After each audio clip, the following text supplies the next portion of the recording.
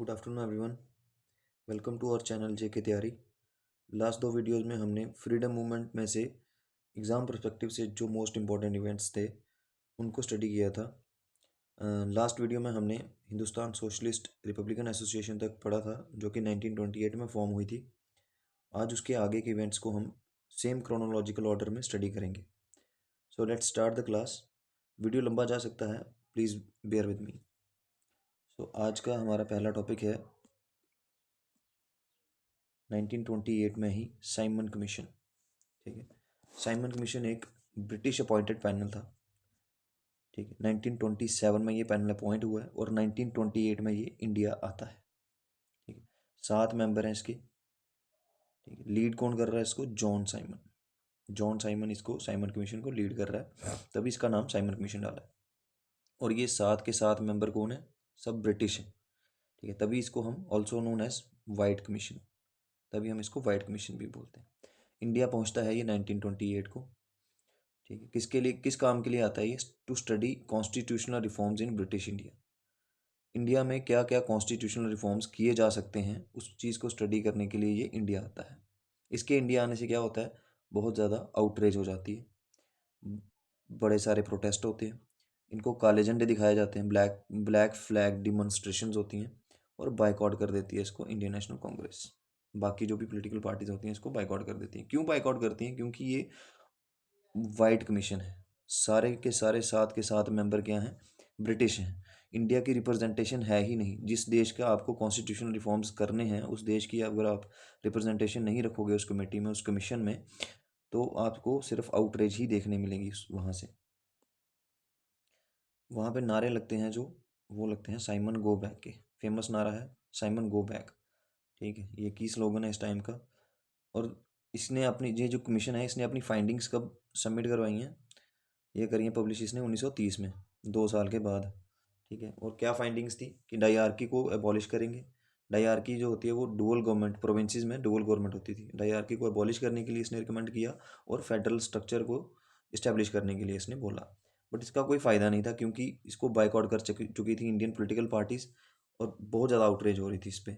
इस टाइम पे एक हमारे रेवोल्यूशनरी थे लाला लाजपत राय, वो मार्टियर हो जाते हैं। साइमन कमीशन के टाइम पे ही होते हैं वो।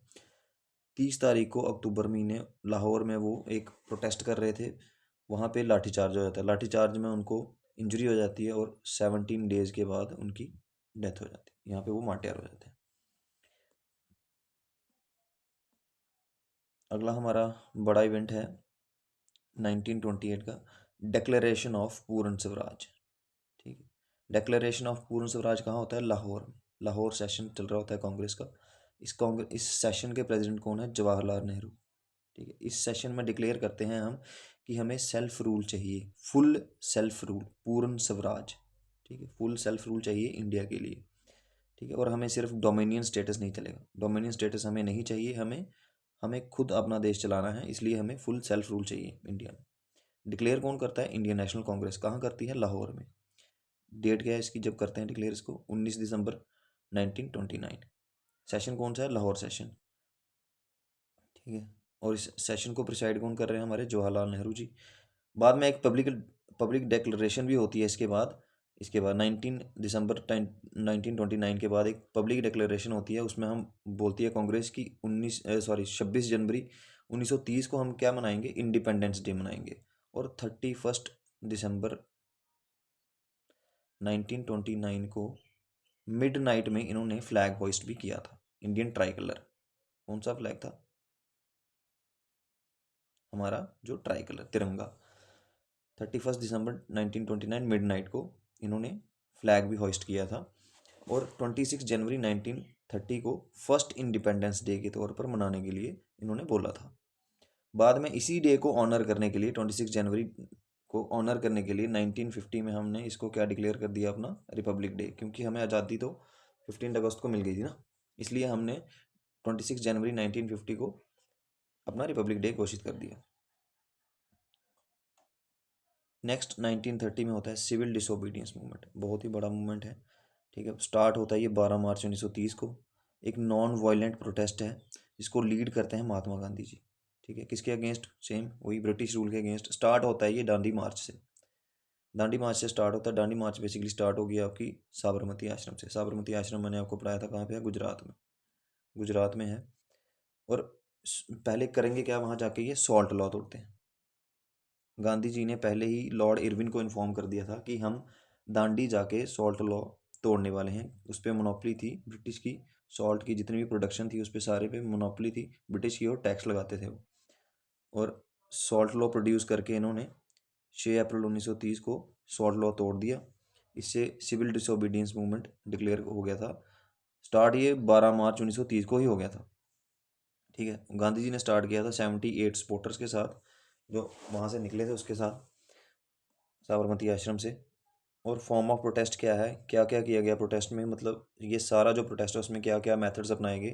पहले तो सॉल्ट लॉ तोड़ेंगे जगह जगह पे, picketing of liquor and foreign clothes, धरने दिए गए जितनी भी शराब की दुकानें थी और फॉरेन क्लॉथ्स की शॉप्स थी उनके सामने। टैक्स पे करने से रिफ्यूज़ कर दिया गया। ठीक है, लॉ प्रैक्टिस बंद कर दी लोगों ने अपनी, रिज़ाइन दे दिए गवर्नमेंट सर्वेंट्स ने। और क्या, ट्रुथ एंड नॉन वायलेंस के साथ एडहेरेंस, किस किस रास्ते पे चलने के लिए लोग इंस्पायर हुए हैं इसमें, ट्रुथ और नॉन वायलेंस। और इसके साथ एसोसिएटेड लीडर्स जो हैं, सबसे बड़े लीडर तो आपको पता ही है, महात्मा गांधी जी थे इसमें। और सी गोपाल राजा गोपालचारी जो हैं, वो तमिलनाडु में उन्होंने प्रोमिनेंट रोल प्ले किया है। यहाँ पे इन्होंने वेदारण्यम सॉल्ट सत्याग्रह चलाया। तमिलनाडु में जो सॉल्ट लॉ तोड़ा है वो राजा गोपालचारी ने। ये पूछा भी जा सकता है कि तमिलनाडु में सॉल्ट लॉ किस लीडर की लीडरशिप के अंडर तोड़ा गया है, तो वो हैं सी राजगोपालचारी। तो वेस्ट बंगाल में कौन लीडर थे, सुभाष चंद्र बोस। और सरोजनी नायडू ने धर्मशाला में सरोजनी नायडू ने दरसाना से लीड किया। खान अब्दुल गफ़ार खान ने पेशावर से लीड किया। सरदार पटेल ने बरदौली और खेड़ा रीजन से लीड किया। अंबिका कांत सिन्हा ने बिहार से लीड किया। गोपाल बंधु चौधरी ने उड़ीसा से लीड किया। और इस टाइम पे हमारे जो वाइस रॉय थे वो कौन थे, लॉर्ड इरविन। ठीक है, 1926 में सिविल डिसोबीडियंस एक बहुत बड़ा मूवमेंट था। और इस टाइम पे लॉर्ड कौन था हमारे, सॉरी वाइस रॉय कौन थे, लॉर्ड इरविन।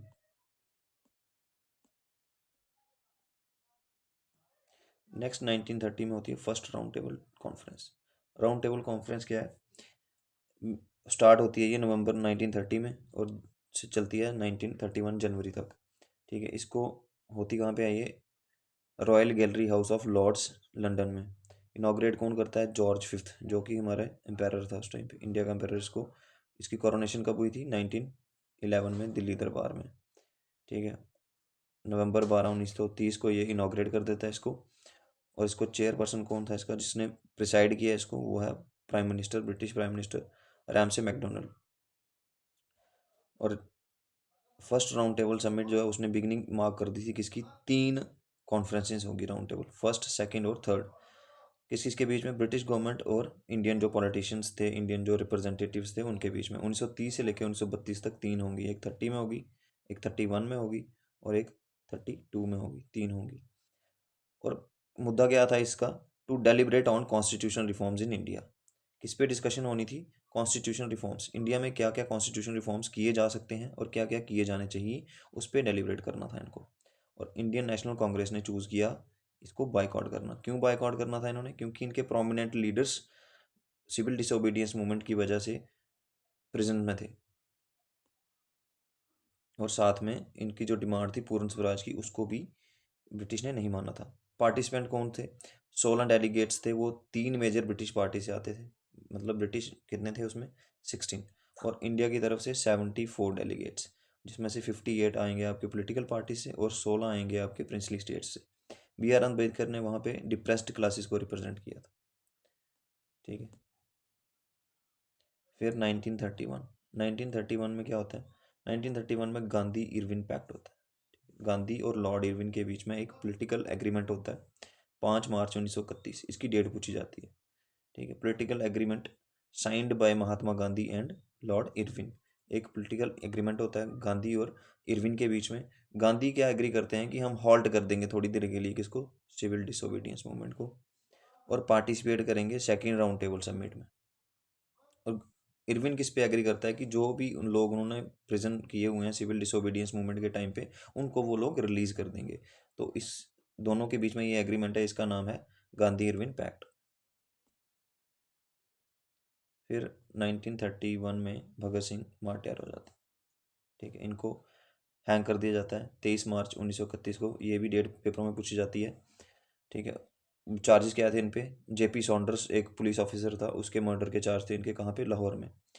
बेसिकली इन्होंने लाला लाजपत राय की डेथ को अवेंज करना था। उस टाइम पे जो पुलिस का चीफ था, उसने जिसने लाठी चार्ज ऑर्डर किया था उसको मारना था, बट मिस्टेकनली इन्होंने जेपी सॉन्डर्स को मार दिया था।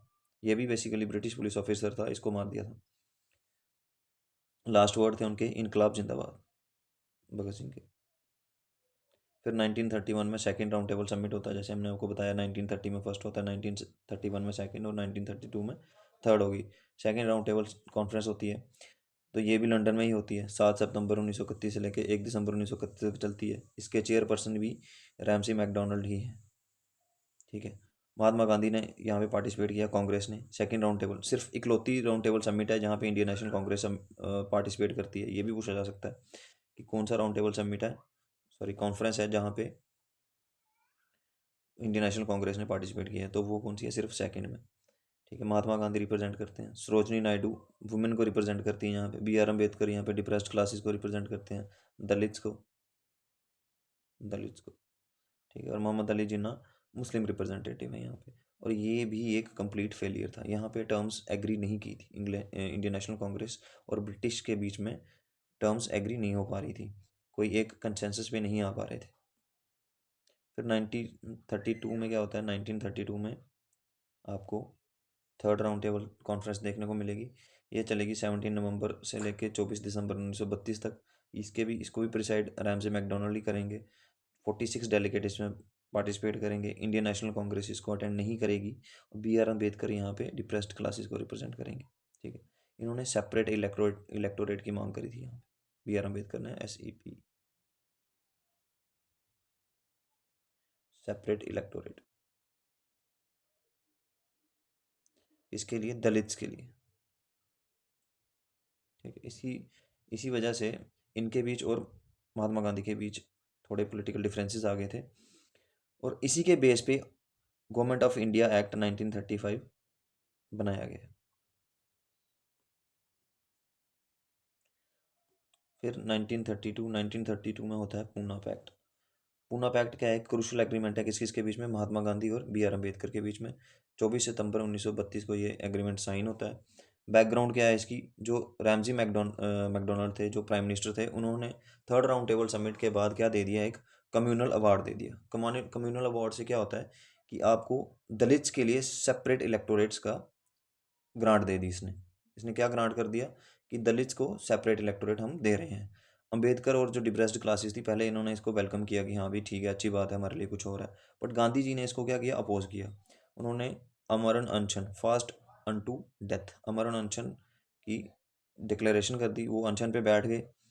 ठीक है, बाद में इस चीज़ को देख के इंडियन लीडर्स ने इस मीटिंग को फैसिलिटेट करवाया, और एक एग्रीमेंट साइन हुआ दोनों के बीच में। इस पैक्ट के अकॉर्डिंग क्या था? इस पैक्ट के अकॉर्डिंग इस पैक्ट के अकॉर्डिंग जो है, कम्युनल अवार्ड से डबल सीट्स रिजर्व कर दी थी। ठीक है, the pact provider significantly more reserve seat for Dalit, 147, कितनी seats? 147 reserved seats for Dalit, then the communal award nearly doubling them. ठीक है, इससे डबल, कम्युनल अवार्ड से double seats, almost double provide कर दी थी इस एग्रीमेंट के अकॉर्डिंग। ठीक है, और इससे क्या हुआ? दलित्स को हिंदू इलेक्टोरेट में ही रखा गया, जो एक की डिमांड थी गांधी जी की। इससे बेसिकली यूनिटी इफेक्ट होनी थी। अगर दलित्स को भी अलग इलेक्शंस में डाल देते तो हिंदूज की जो यूनिटी थी, बिल्कुल हमारी सोसाइटी फ्रेगमेंटेड हो जानी थी। तो गांधी जी का सबसे बड़ा कंसर्न यही था कि यूनिटी बनी रहे।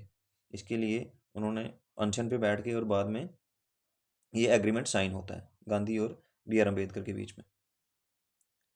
फिर आते हैं हम 1935 में। 1935 the government of India act 1935। अगर गवर्नमेंट ऑफ इंडिया एक्ट 1935 का आपको पूरा एक्सप्लेन करना हो तो मुझे 3-4 वीडियोस लग जाएंगी, मगर इसके कुछ कुछ चीज़ें हम पढ़ लेते हैं। बेसिकली याद आपको यही रखना है कि गवर्नमेंट ऑफ इंडिया एक्ट किससे अब बनाया, कब गया है? 1935 में। ठीक है, सिग्निफिकेंट कॉन्स्टिट्यूशनल रिफॉर्म है ये, enacted by the British parliament. ठीक है, कितने क्लॉज हैं? 451 क्लॉज, 51 शेड्यूल्स हैं इसमें।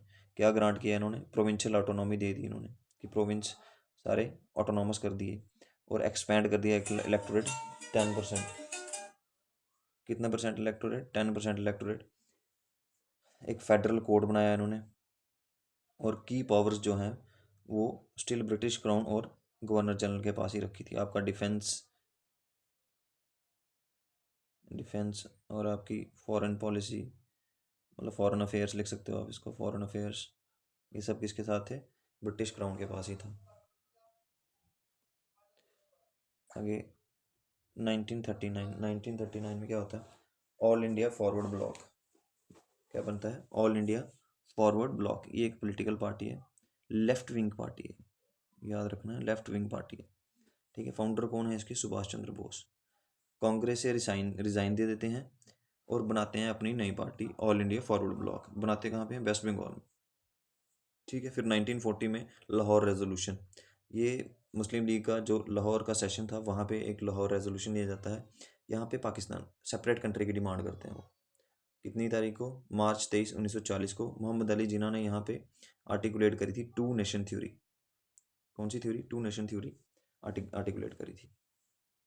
फिर 1942 में आता है क्रिप्स मिशन। ठीक है। इसको हेड कौन कर रहा है?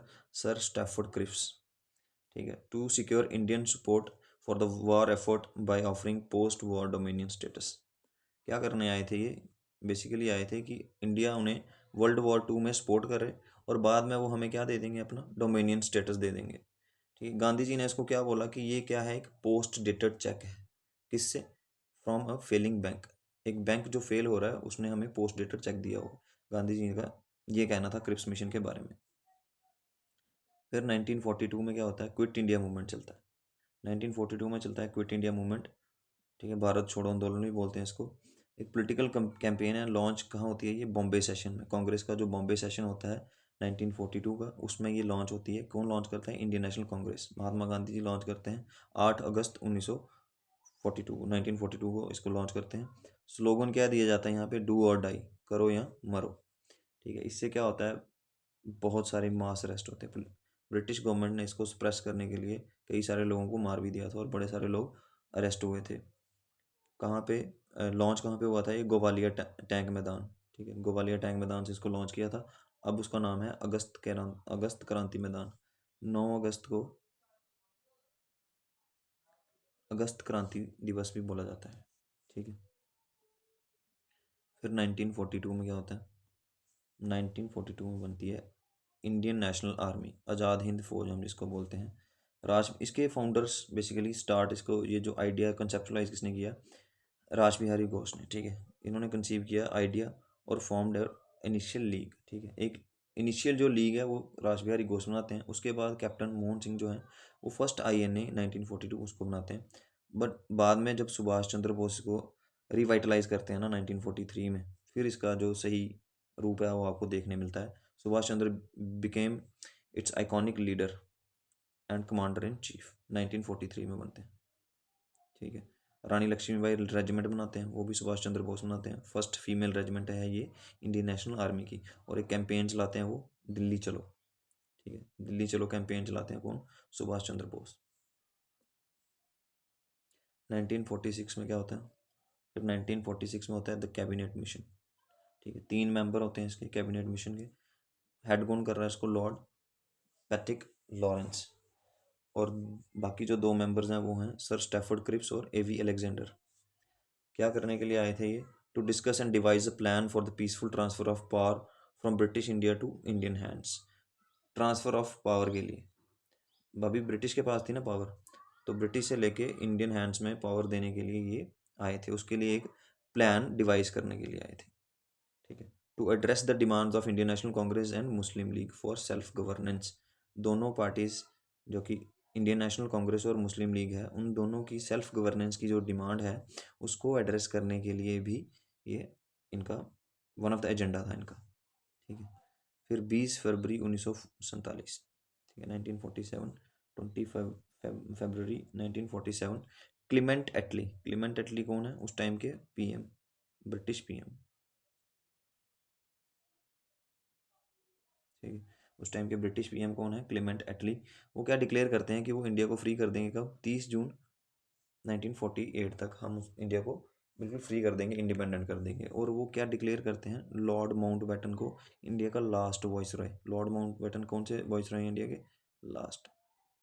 ठीक है, लास्ट वॉइस रॉय डिक्लेयर कर देते हैं। और ये रिप्लेस किसको करते हैं? लॉर्ड वेवल को। ठीक है, अल्टीमेटली 15 अगस्त 1947 को हमें इंडिपेंडेंस मिलती है। ठीक है, किससे? ब्रिटिश से। ठीक है, पार्टीशन भी इंडिया का हो जाता है और 14 अगस्त 1947 को पाकिस्तान को भी एक सेपरेट कंट्री बना दिया जाता है। और उनका इंडिपेंडेंस डे कब आता है? 14 अगस्त 1947 को। तो ये था आपका freedom movement. So thank you so much everyone. यहाँ हमारा फ्रीडम मूवमेंट कंप्लीट होता है। एग्ज़ाम्स में 2-3 क्वेश्चन आपको देखने मिल सकते हैं इसमें से। फ़िलहाल के लिए इतना ही है। कल वापस मिलेंगे एक न्यू टॉपिक के साथ। Thank you very much. Please like if you really liked our content, and subscribe to our channel. Share with your friends. Thank you very much.